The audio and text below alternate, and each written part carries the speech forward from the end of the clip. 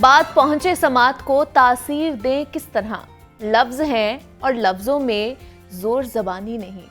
Welcome back to जागो लाहौर। जनाब break से वापस आ चुके हैं और बढ़ते हैं अगले सेगमेंट की जानिब। और जनाब खालिक हकीकी ने बनी नूह इंसान को तख्लीक का आला तरीन शाहकार बनाया है और इंसान को मैसर कुदरत की अनमोल नेमतों में से एक अजीम नेमत हमारे कान भी हैं, जो कि आवाज़ के इर्तिकाश को वसूल करके दिमाग के हिस्से समात तक पहुँचाने का एक अहम किरदार अदा करते हैं। और इंसानी कान 3 के हिस्से से मुशाबत रखता है। ताम हर साल तीसरे महीने की 3 तारीख को कान की सेहत के आलमी दिन के तौर पर इसको मनाया जाता है। और आलमी दिन के मनाने का मकसद अवाम में सुनने की सलाहियत के बारे में शऊर उजागर करते हुए उन्हें कान की बीमारियों के बारे में आगाही फराहम करना भी है। और इस दिन का मकसद लोगों को कान की अहमियत और समात की बीमारियों से आगाह रखना है और अवामी सतह पर आगाही देना और बताना कि सुनने की ताकत इंसान के लिए कितनी अहम है, तो कान की बीमारियों से कैसे बच सकते हैं। और तहकीक के मुताबिक इस वक्त दुनिया भर में तकरीबन 46 करोड़ 60 लाख अफराद क़ुव्वत समात की कमी का शिकार हैं, जिनमें अक्सरियत का ताल्लुक दरमियानी या फिर कम आमदनी वाले तबके से होता है, जो महदूद वसाइल के सबब अपना इलाज नहीं करवा सकते हैं। जबकि ज़्यादातर केसेस में बर वक्त तशखीस ना होने की वजह से भी समात के मसाइल पेश आ सकते हैं।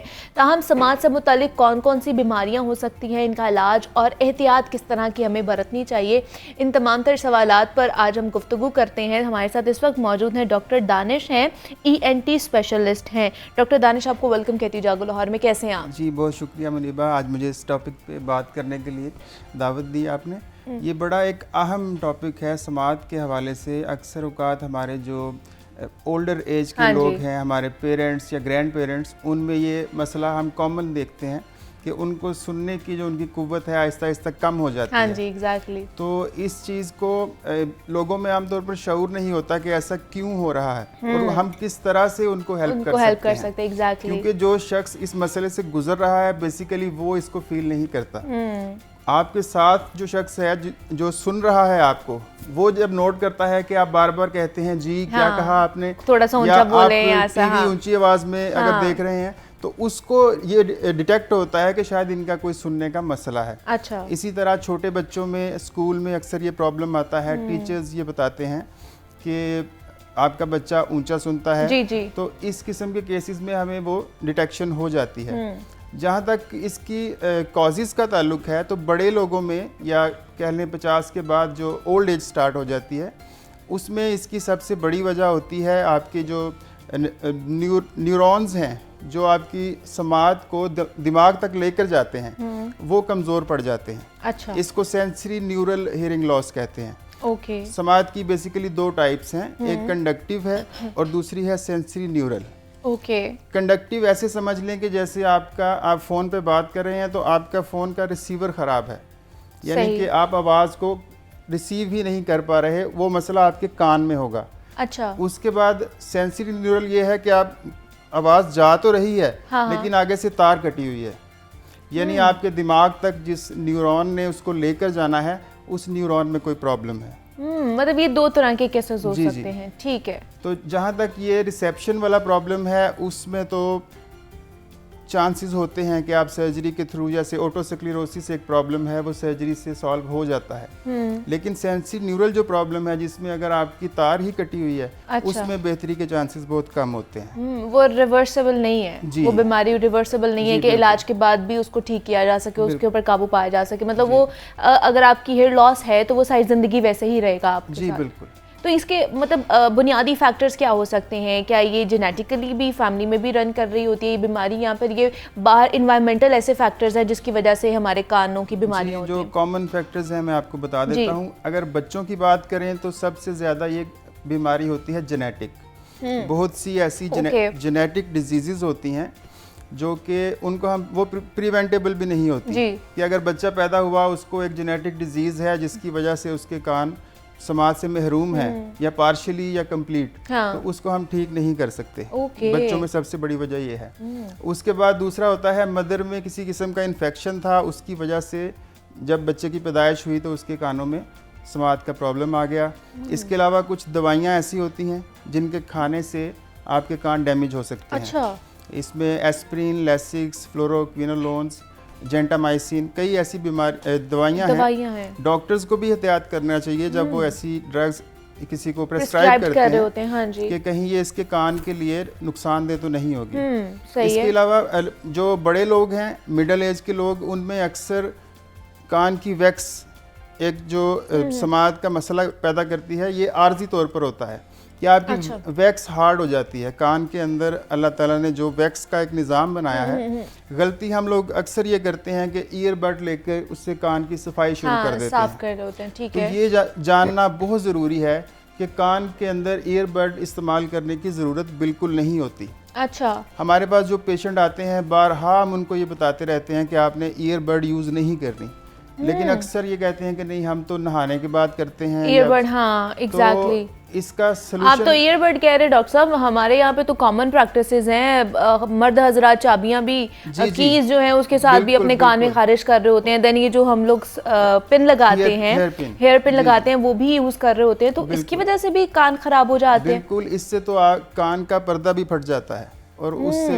आपकी समात डैमेज हो जाती है। ओके। तो इसका हल ये होता है, लोग कहते हैं जी कान में खारिश हो तो कैसे करें। तो उसका सिंपल सा तरीका है कि कान के ऊपर ये जो आप ऐसे कान को बंद करें और बाहर से इसको करें इस तरह। आपके जो कान के अंदर खारिश है उसको तशफ़ी हो जाएगी।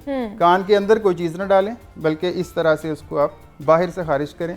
You will feel better. मतलब इस तरह की एयरबड्स वगैरह कोई चीजें नहीं हमें यूज करनी चाहिए। एक नेचुरल प्रोसेस है अल्लाह ताला की तरफ से कि आपके कान में ईयर वैक्स प्रोड्यूस होती रहती है और रिमूव होती रहती है। अच्छा। नेचुरल प्रोसेस के थ्रू उसने बाहर आना होता है और वो यहाँ आपके कान के बाहरी हिस्से में गिर जाती है। अगर सम टाइम आप नोट करें, यहाँ पर आपको गिरी हुई महसूस होगी। सिर्फ बाहर से आप उसको साफ कर दें, अंदर जाने की जरूरत नहीं है। और दूसरी बहुत बड़ी गलती लोग करते हैं कि नहाते हुए उनके कान में पानी चला जाता है। अक्सर लोगों को ये मसला होता है। उसके बाद वो ईयरबड से उसको खुश्क करने की ट्राई करते हैं। तो कोशिश आप ये करें कि प्रिवेंट करें इस चीज़ को कि आपके कान में पानी जाए ही ना। उसके लिए आप क्या कर सकते हैं, कॉटन के ऊपर पॉलीफैक्स या वैज़लीन लगाकर नहाने से पहले दोनों कानों में दे लें, अगर आपके कान में पानी जाने का मसला है तो।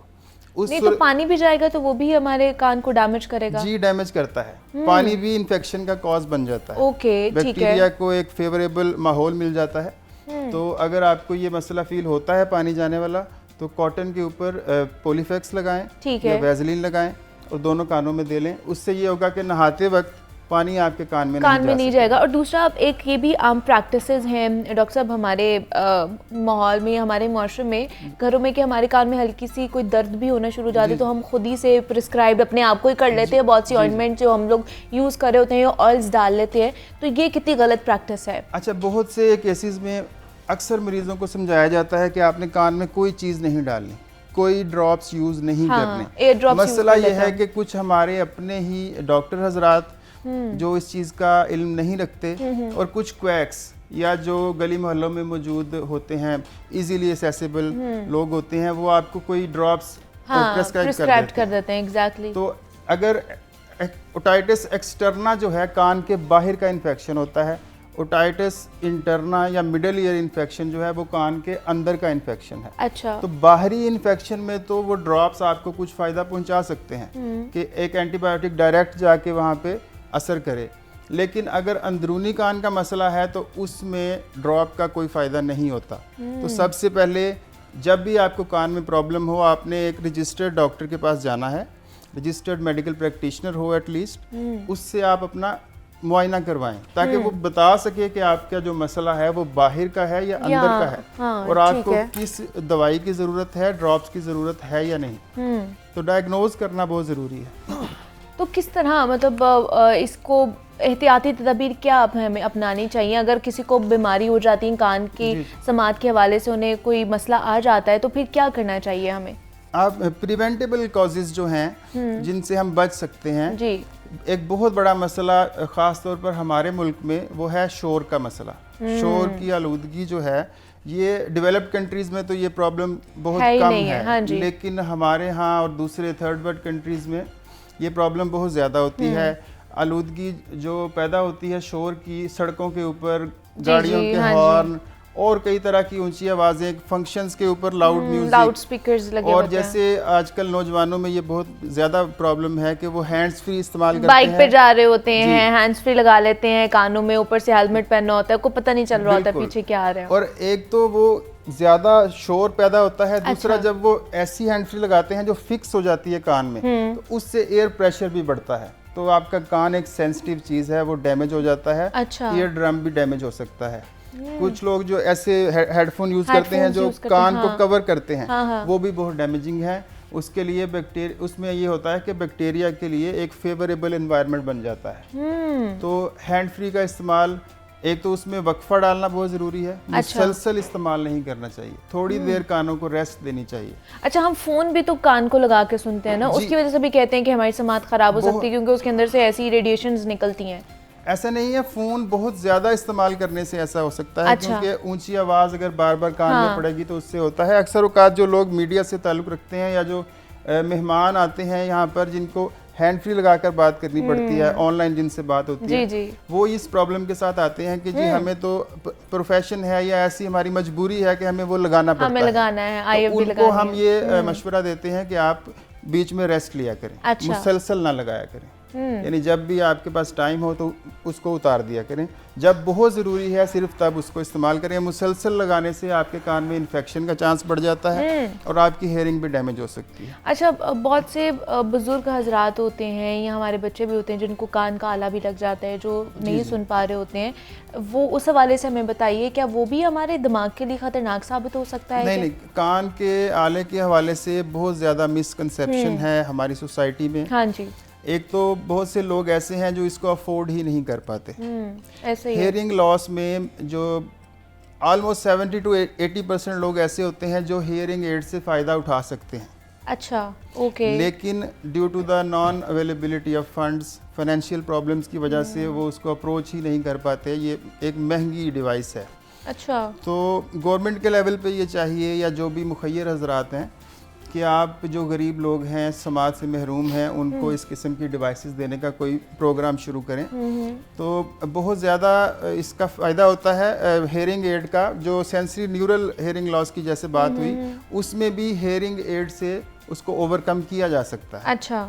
लेकिन मेन चीज़ वही है कि लोग अफोर्ड नहीं कर पाते या उनको इतना शऊर नहीं होता। बहुत ज़्यादा मिसकंसेप्शंस फैलाई जाती हैं कि आप आला लगाएंगे तो ऐसे हो जाएगा, मज़ीद मसला हो जाएगा। तो इसके लिए ज़रूरी है कि शऊर पैदा किया जाए, लोगों तक एक्सेस किया जाए। जिन लोगों को सुनने का प्रॉब्लम है, पहले तो उनके टेस्ट किए जाएं। अक्सर लोग तो टेस्ट की हद तक ही नहीं पहुंच पाते, उनकी अप्रोच नहीं होती किसी बिग सिटी तक या किसी अच्छी हेल्थ फैसिलिटी तक जहां पर वो अपने कान टेस्ट करवा सकें, डायग्नोज कर सकें कि मेरी जो प्रॉब्लम है वो किस टाइप की है और उसका सलूशन क्या होगा। ठीक है। जैसे छोटे बच्चे हैं, उनमें अक्सर कॉकलियर इम्प्लांट एक ऑप्शन होती है। अच्छा। तो ये अगर इंटरनल ईयर का प्रॉब्लम हो तो उसमें 5 साल से छोटे बच्चों में अगर कॉकलियर इम्प्लांट कर दिया जाए तो वो बहुत फ़ायदेमंद होता है। अच्छा। अगर 5 साल के बाद करते हैं तो भी उसका फ़ायदा होता है, लेकिन उससे ये है कि प्रॉब्लम ये आती है, बच्चा बोलना कैसे सीखता है? जब वो सुनता है तो वो बोलना सीखता है। Exactly, और अगर पहले 5 साल उसने सुना नहीं है तो वो फिर बोलना नहीं सीख पाता या बहुत कम बोलना सीख पाता है। ठीक है। यानी एक बहरा जो शख्स है वो ऐसे ही है कि आप फ़र्ज़ करें कि सारा दिन आपके कान में कोई आवाज़ ना पड़े, कोई शख्स आपसे बात ना करे, तो वो जो शख्स है उसके लिए एक दिन नहीं, सारी ज़िंदगी इस तरह की होती है कि उससे कोई बात नहीं करता, कोई आवाज़ उसके कान में नहीं पड़ती। तो उसके साथ साथ डिप्रेशन स्टार्ट हो जाता है, उसकी पर्सनैलिटी चेंजेस और कई तरह के प्रॉब्लम स्टार्ट हो जाते हैं। तो वेलबींग के लिए हमें ज़रूरी है कि जो लोग अफोर्ड कर सकते हैं वो उनको हेल्प करें, हेयरिंग एड्स उनको लगवा कर दें। अच्छा, दूसरा ये कि कौन से स्टेज पे ये हमें लगवाना चाहिए हेयरिंग एड डिवाइस जो है, जिसके बाद इस बीमारी को या कान की जितनी बीमारी है उनको काबू किया जा सकता है, और अगर लास्ट स्टेज पे लगेगी तो बिल्कुल फिर भी कोई फ़ायदा नहीं होता है इसका? क्या इसमें यह है कि आपका टेस्ट किया जाता है, प्योर टोन ऑडियोमेट्री कहते हैं उसको, और बच्चों में कई तरह के टेस्ट होते हैं, बेरा वगैरह, उसमें आपको उसके टाइप का पता चल जाता है कि सेंसरी न्यूरल डेफनेस कितनी है, माइल्ड है, मॉडरेट है या सीवियर है। ठीक है। और अगर वो मिक्स टाइप है तो उसका लेवल कितना है, कंडक्टिव डेफनेस है तो वो मॉडरेट है, माइल्ड है, सीवियर है।